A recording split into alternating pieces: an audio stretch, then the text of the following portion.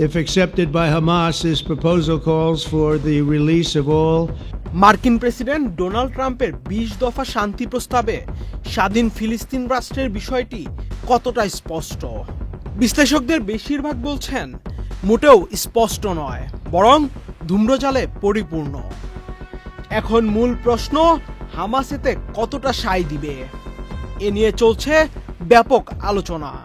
একটি আন্তর্জাতিক বার্তা সংস্থার প্রতিবেদনে বলা হয়, ট্রাম্পের পরিকল্পনাটি নিয়ে যে আলোচনা হয়েছিল তাতে হামাস যুক্ত ছিল না। এই পরিকল্পনায় হামাসকে নিরস্ত্র করার কথা বলা হয়েছে, যা হামাস এর আগেও প্রত্যাখ্যান করেছে।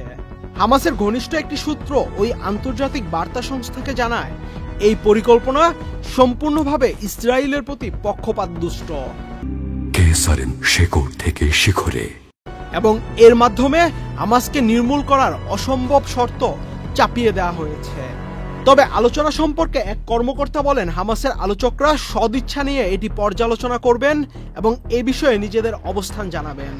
প্রস্তাবের বিষয়ে কাতারের পররাষ্ট্র মন্ত্রণালয়ের মুখপাত্র মাজেদ আল আনসারি সাংবাদিকদের বলেন, হামাস কর্মকর্তারা গত সোমবার রাতে পুরো পরিকল্পনাটি হাতে পেয়েছেন। বিষয়টি তারা দায়িত্বশীলতার সঙ্গে পর্যালোচনার প্রতিশ্রুতি দিয়েছেন। মাজেদ আল আনসারি আরো বলেন, সম্ভাব্য ফলাফল সম্পর্কে আগ বাড়িয়ে আশাবাদী হওয়া ঠিক হবে না। তবে কাতারের হামাদ বিন খলিফা বিশ্ববিদ্যালয়ের অধ্যাপক সুলতান বারাকাত আল জাজিরাকে বলেছেন, ট্রাম্পের 20 দফা পরিকল্পনা সমস্যাজনক এবং হামাসের জন্য এটি গ্রহণ করা হবে একেবারেই অবিবেচকের কাজ।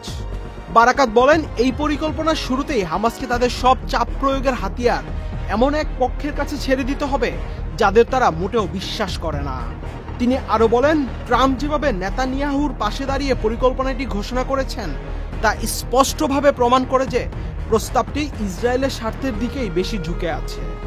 এখন দেখার বিষয়, ট্রাম্পের 20 দফা শান্তি প্রস্তাবে হামাস কি প্রতিক্রিয়া দেখায়। আহমেদ শাফি, চ্যানেল আই।